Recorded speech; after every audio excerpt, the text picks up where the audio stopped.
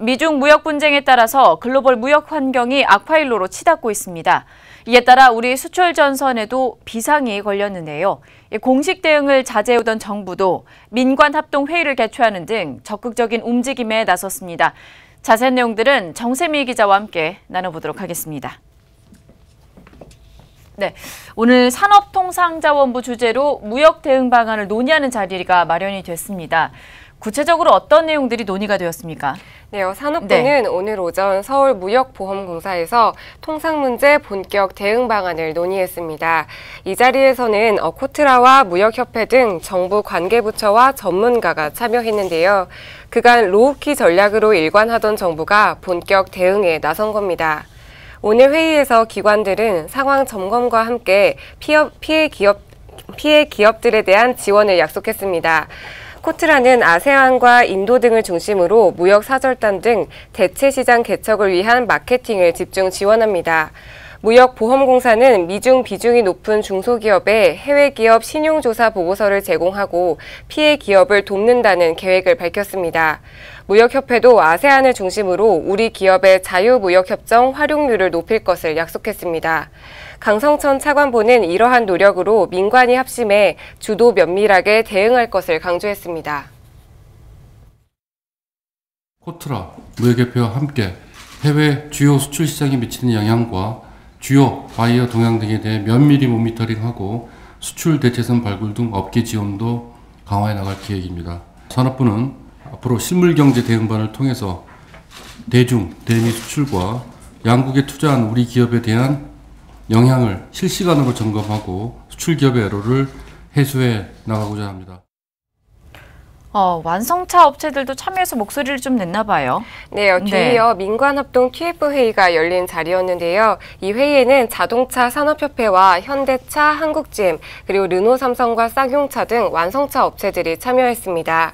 업종별 단체들은 중간재 수출 감소 가능성에 우려감을 나타냈는데요.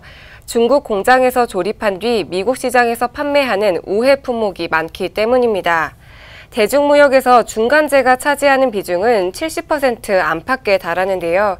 이 중 5% 이상이 미국으로 가기 때문에 우리 산업의 무역 감소로 이어질 가능성이 있는 겁니다. 회의에 참석한 업체 관계자들은 말을 아끼는 분위기였습니다. 다만 한 업체 관계자는 정부 부처와 합심해 최선의 노력을 다하겠다고 짧게 덧붙였습니다. 네. 자, 그렇다면 오늘 회의에서는 어떤 결과가 나왔습니까? 네, 19일부터 이틀간 미국 상무부의 자동차 조사 공청회가 예정돼 있는데요. 정부는 민관합동 사절단을 파견해 대미 아울리치 활동을 전개한다고 오늘 밝혔습니다. 김현종 통상교섭본부장을 대표로 하는 사절단은 산업부 등의 관계부처와 김용근 한국자동차산업협회장 그리고 정진행 현대자동차 사장 등으로 구성이 됩니다. 특히 정부는 고위급 협의를 통해 232조 조사에 따른 조치가 부과되지 않도록 설득할 방침인데요. 현대차와 LG전자의 미국 현지 근로자 등 업계에서도 공청회 발언을 신청한 것으로 알려졌습니다. 공청회 전략, 정부 입장에서 어떤 설명을 할 건지, 그다음에 업계 입장에서는 어떤 논리를 가지고 설명할 건지 서로 거기에 대한 의견을 나눠서 공청회 계기로 이제 민간합동으로 사절단이 갑니다. 그래서 의회 인사, 미국 정부 인사, 또 미국 업계 인사들을 만나는데 효과적으로 이 미국에 각계에 있는 그 접촉을 통해서 우리 입장을 어떻게 설득을 할 건지에 대해서 저희가 전략을 좀 논의를 했습니다. 네, 산업부가 철강 산업의 점검에도 나서고 있는 것 같습니다. 어떤 내용입니까? 네, 이인호 산업부 차관은 오늘 철강 산업 경쟁력 강화 등을 점검했습니다. 이를 위해 동국제강 인천 공장을 방문했는데요. 미국 보호무역주의로 대미 쿼터제가 적용된 데 이어 유럽연합의 세이프가드 도입으로 수출의 차질을 빚은 데 따른 겁니다. 이 차관은 미국과 유럽연합 등 주요 국가가 자국 철강산업 보호를 위해 규제를 확산하고 있는 상황에 대해 우려의 목소리를 내기도 했습니다. 이에 대해 산업부는 민관합동 대책회의 등을 통해 업계와 긴밀히 소통하겠다는 입장입니다.